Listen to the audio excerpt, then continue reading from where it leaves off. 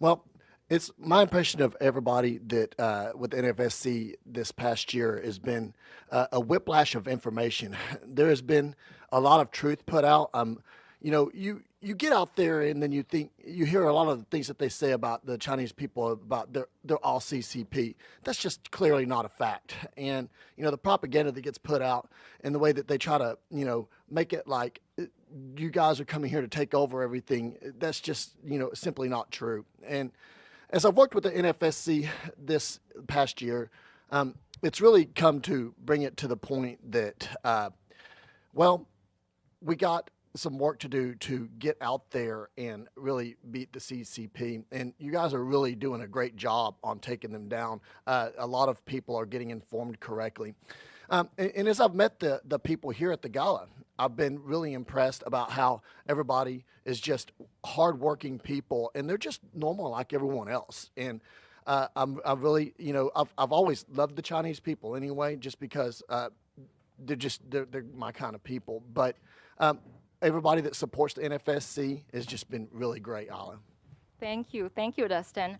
It is very important that sitting with us today, Dustin, you still remain unvaccinated, right? And this is, the new federal state of China stands for the largest unvaccinated community in this world. And Mr. Miles Guo was the first one who talked about the vaccine project held by the Chinese Communist Party. And in fact, that, all of the CCP's biological weapon warfare and their plans named after 13579, we've talked about that on the show, was revealed in 2017. So can you talk a little bit about your understanding now with the virus, with the pandemic that was taking place, back in the years?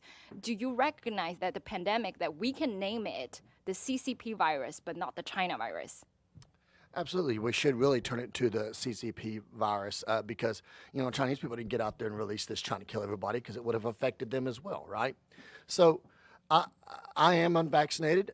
I'm never going to get that bioweapon put into my skin and affect my flesh for the future generations under me to come. But we really do need to stop calling it the China virus. I completely agree with you. We need to start, like I said earlier, we have to separate the CCP from the Chinese people. We can't keep calling it China, and I'm also in the habit of that. It's just it goes with the language here for a time. But when we start to do that, Isla, we will make a better world for all of us. We will be fighters together. And so I think that this is a very important aspect of when we describe this virus.